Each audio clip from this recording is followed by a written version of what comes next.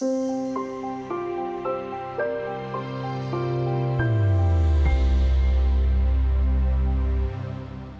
an investor, you need to know how much you're paying.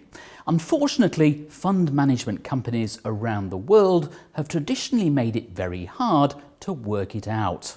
Statistician Chris Sear decided to look into the cost of investing when he moved from a job as a police officer to work in asset management in London.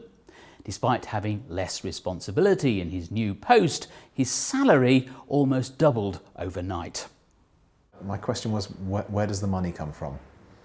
Where does money evolve?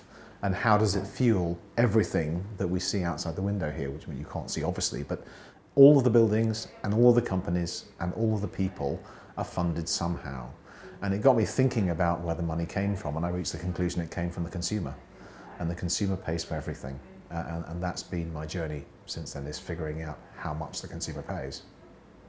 Something that surprised Dr. Sear as he started to investigate further was quite how many layers of intermediation there are involved in asset management.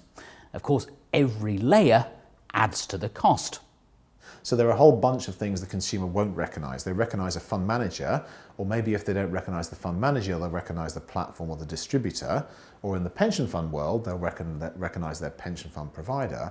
But they probably don't know about things like custodians and brokers and transfer agents and all of these many intermediaries that exist in the process that actually every time the money touches them and passes through their hands, they get paid for. Now, I'm not saying that that's wrong for people to get paid, but what I am saying is the industry could be so much more efficient. Every layer of intermediation that sits in that journey takes some money. Something that many investors don't understand is how much of their returns are eaten up by the cost of trading.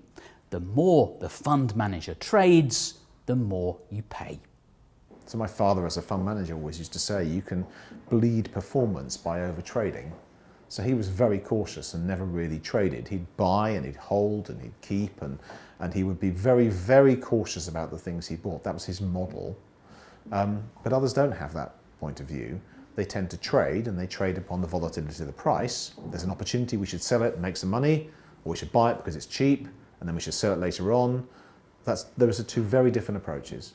And you need to be aware that when you buy manager A versus manager B, that one is not going to have lots of trading costs, and one might well have, because that's their model. Chris Sear is now working in several countries trying to get to the bottom of how much investors pay. But it's a painfully slow process. Until the total cost of investing becomes clear, investors are best advised to stick to low-cost funds with transparent fees and charges.